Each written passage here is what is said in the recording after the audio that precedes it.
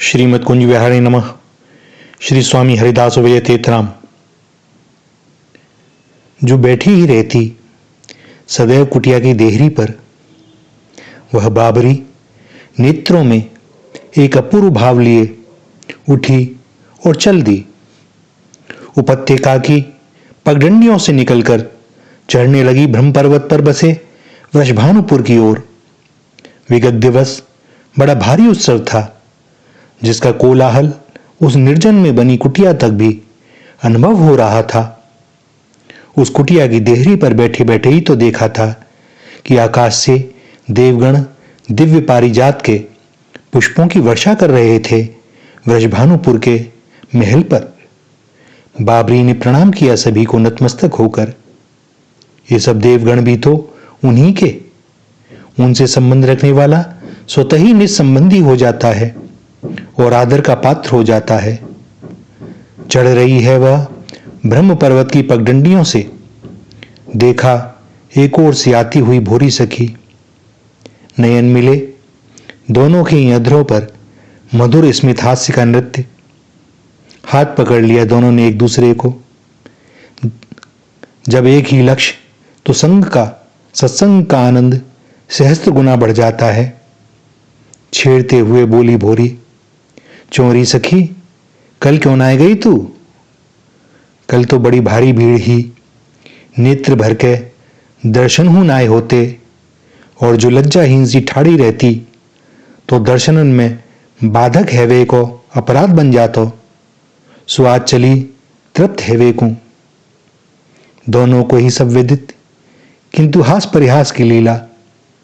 नाम गुण को स्मरण रखने के लिए ही लीला के लिए, लीला चिंतन के लिए शब्दों का प्रयोग। हृदय का आनंद स्रोत फूट पड़ने को आतुर। जितनी श्वास फूल रही है उतना ही पैर शीघ्रता से आगे बढ़ रहे हैं। नेत्रों को, हृदय को, आत्मा को अब धैर्य नहीं रह गया है। कब से प्रतीक्षा थी इस घड़ी की। अंतःपुर के बाहरी भाग में भानु महाराज ब्रजवासियों के साथ अपने इस आनंद को बांट रहे हैं। राजकोष भंडार गृह को खोल दिया गया है, जिसे जितना रुचे ले जाए। जहां श्री जी प्रकट हो वहां श्री का भाव हो भी कैसे सकता है। ऐसा आनंद उत्सव हो रहा है, जिसने यह न देखा हो वह इसकी कल्पना भी नहीं कर सकता। अंतःपुर में कीर्ति मैया की गोद में मानो करोड़ों चंद्रमाओं की कांति का तेज है।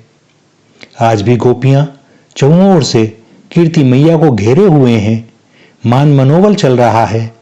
कोई गोपी कछु मांग रही है तो कोई कुछ और मैया उनकी इच्छा पूर्ति करती परमानंद से भरी अघा रही है।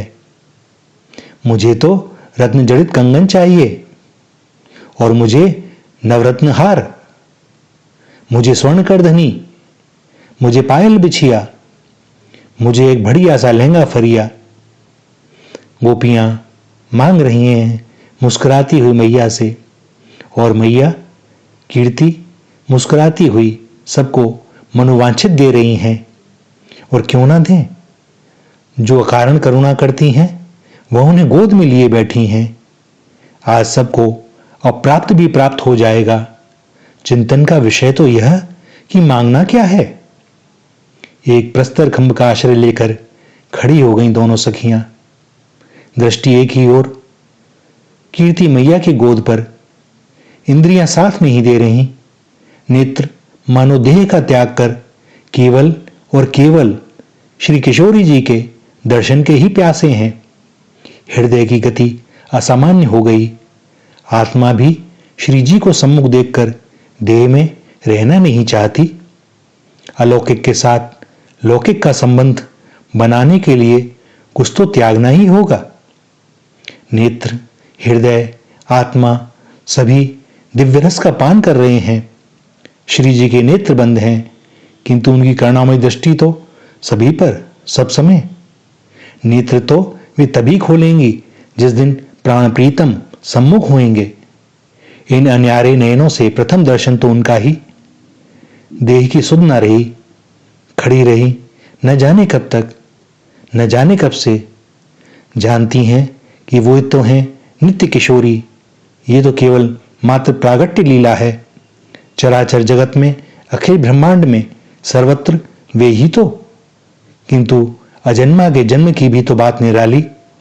यह आनंद भी तो परम दुर्लभ, अनिवर्चनीय, अकल्पनीय प्रतीत हुआ दोनों सखियों को, मानो श्री प्रियाजू स्मित हास्य के साथ कह रही हैं, मांगल्य कुछ चाहिए तो। बाबरी ने और भूरी ने दोनों ने प्रेमाश्रु भरे नेत्रों से एक साथ ही कहा, तो दीजिए ना इन श्री चरणों की सेवा। कीर्ति मैया की गोद में लेटी श्री प्रियाजू ने अकस्मात ही मानो अपने दाहिने श्री चरण को तनिक सा ऊपर उठाकर कुछ इंगित किया।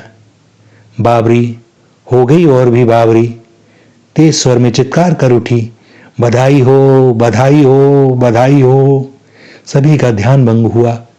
दौड़ पड़ी बाबरी, पकड़ लिए कीर्ति मैया के श्री चरण और धर दिया शीश श्री कीर्ति सुता के श्री चरणों में। श्री राधा, श्री राधा, श्री राधा।